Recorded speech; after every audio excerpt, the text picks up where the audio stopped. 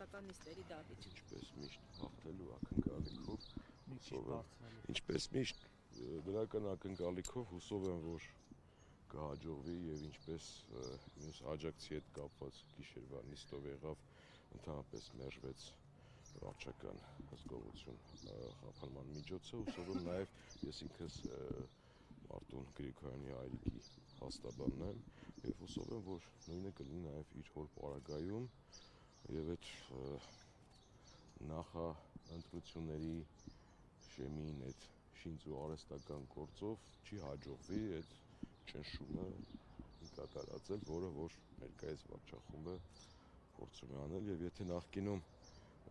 նմանատիպ դեպքերի մենք բազմիցս ականատես ենք եղել եւ Վանաձորում եւ Վարդենիսում եւ այլ վարչական շրջաններում ընտրություններից առաջ, այս անգամ արդեն կարելի ասել մարտավարությունը փոխվել է,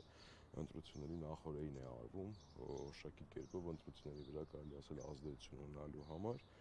այդքանը հուսով եմ, որ մեզ կհաջողվի եւ կարճ ժամանակ անց արդեն Մարտուն Գրիգորյանի հայրը դրսում կլինի ազատության մեջ։ Պարոն Հարությունյան, դուք օրինակներ բերեցիք Վանաձոր եւ մյուս այլ համայնքներում նախընտրական այս եռուզեռին առնչվող իրավական այսպես կոչված գործընթացների վերաբերյալ, բայց ձեր պրակտիկայում եղել են դեպքեր, երբ օրինակ հենց կարմիր գծեր հատվեն եւ անմիջապես թիրախավորվեն հայրն ու որդին տեխնացուի։ Տեսեք, վերջի տարիներին մենք այնպիսի ողջամիտ բաների ենք ականատես եղել, որ զարմանալի չի այլևս, այո, եղել են նմանատիպ դեպքեր եւ բոլորը այդ նմանատիպ դեպքերը հիմնականում պայմանավորված են եղել քաղաքական հետապնդումներով,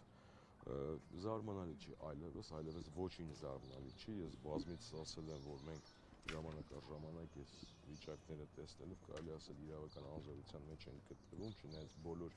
մեր գործիքակազմով փորձում ենք իրավական ճանապարհով հասնել արդյունքի, բայց արդեն այլևս ամեն ինչ հնարավոր է այս երկրում եւ որևէ բանից զարմանալ պետք չէ, ամեն ազգային ժողովի նիստում վարչապետի պաշտոնը զբաղեցնող անձի նմանատիպ դրսևորումներից հետո ինչ որ մենք տեսանք 3/4, միշտ էլ հնարավոր է նմանատիպ զարգացումներ, ինչպես նախկինում օրինակ եղավ, երբ որ կառավարության նիստի ժամանակ կարելի ասել ցուցում տրվեց եւ հաջորդ օրը Լևոն Քոչարյանը ձերբակալվեց, այնուհետև կառավարվեց։ Պարոն Հարությունյան, կխնդրեմ մի փոքր գործից խոսեք, նախ ոնց հասկացանք նախաքննական մարմինը միջնորդել է, որ որպես խափանման միջոց կիրառեն վարչական վերահսկողություն, ճիշտ է։ Կալանքի, այսինքն կոշտ կալանավորման բան չկա, միջնորդություն։ Տեսեք, չկա եւ ինչն է հետաքրքրական, երբ որ միջնորդությունը կարդում էի գիշերը արդեն մյուս գործով, կարծես թե կալանքի միջնորդություն լինի եւ ինչ որ պահի փոխել են որոշումը, ինչ որ դիրքորոշումը փոխվել, բայց հենց ակնհայտ է, որ ի սկզբանե գործը գնացել է դեպի կալանք եւ այն օրինակ վարչական ինչից են հետ կանգնել, այսինքն ինքը տենց լուրջ հիմքեր չի եղել կալանավորման, հանցանքի այսպես ենթադրյալ բանը մեծ չի եղել, հիմքեր ընդհանրապես կարելի ասել գործով որևէ բան չկա, մի քիչ նույնիսկ առաջի հայացքից ակնհայտ ծիծաղ է առաջացնում այդ վարույթի նյութերը, երբ որ ուսումնասիրում ես, այն է գրված, որ դրանով այդ հոդվածի տակ չի կարող մարդը, այդ հոդվածով չեն կարող, եթե չեմ սխալվում 221-ի առաջին մաս, որով մինչև 3-ից 6 տարի ազատազրկում է սպառնում։ Այո, ընտրությունների ժամանակ նյութապես շահագրգռել եւ ինչն է հետաքրքրական, որ բոլորի պարագայում նույն նյութն է գնում, այսինքն այնտեղ նույնիսկ ծիծաղ է առաջացնում այն հանգամանքը, որ փողոցը հարթեցնելը բերել կապել են դրա հետ կամ ինչ որ Բայց դա նախընտրական քարոզչության փուլում է եղել, թե ավելի վաղ արված է։ Կարծեմ ավելի հասկանում եմ, դա այդ ամենը շատ ավելի վաղ արվածին է վերաբերվում, բայց գործում այդ մասին չի խոսվում, որ այդ ամենը ավելի վաղ է ժամանակահատվածին է իբր թե այս ժամանակահատվածին Այո։ Դուք ունեք ինչ-որ ապացույց կամ հակափաստարկ, որ կարողանաք ցույց տալ, որ սա քարոզչությունից դուրս է եղել ավելի վաղ։ Ցույցների պահը հաջորդիվ կլինի, ես կարող եմ միայն փաստել, որ իրավապահ մարմինները որևէ ողջամիտ եւ ռեալ ապացույց չունեն այս ամենը հիմնավորել։ Ես կարող եմ մի քանի իրավական ճշտում անել։ Հոդվածը առաջադրված է, այսինքն մեղադրյալի կարգավիճակ ունի։ Հիմա վարչական հսկողության են տանում, կալանքը չեն տա։ Ինչ վարչական հսկողություն են ուզում։ Տեսեք, քննիչը օրինակ երեկվա դեպքով, որով մեզ հաջողվեց մերժվի քննիչի միջնորդությունը։ Նորից Մարտուն Գրիգորյանի աջակիցներից մի երիտասարդ տղա էր, իր պարագայում տեսեք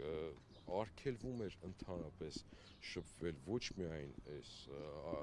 ընտրությունների հետ առնչվող մարդկանց հետ, այլ ընդհանրապես որևէ մեկի հետ բացառությամբ փաստաբանի եւ ընտանիքի անդամի,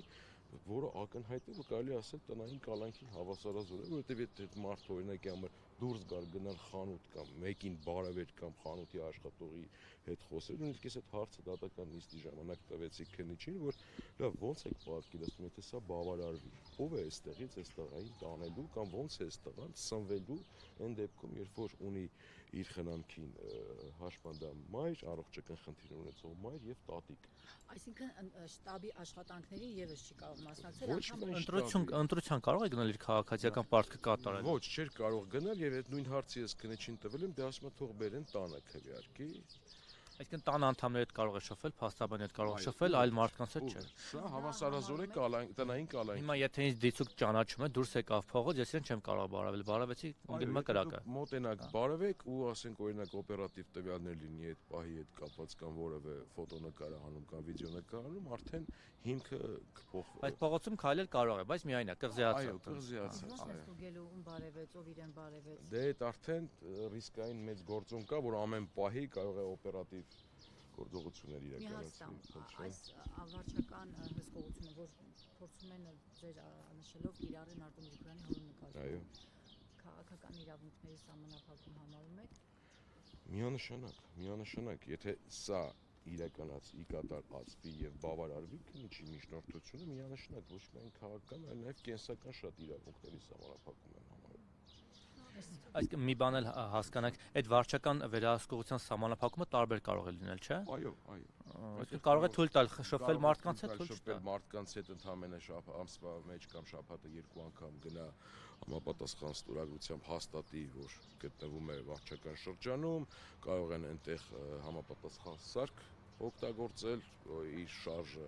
ֆիքսելու համար, տարբեր է լինում դա արդեն եւ կախված է միջնորդությունից եւ կախված է թե որքանով է դատավորը բավարարում։ Հիմա դուք հոր մասով եք, չէ՞։ Այո։ Իսկ որդունը։ Չտեղակ չեմ ով։ Լավ, շնորհակալ ենք։ Պարոն Բաբյան, Երևի անցնեն նոր էլի, եկես կողմ։ Այս ինչի՞ սենց էսքան պարեկներ եկան։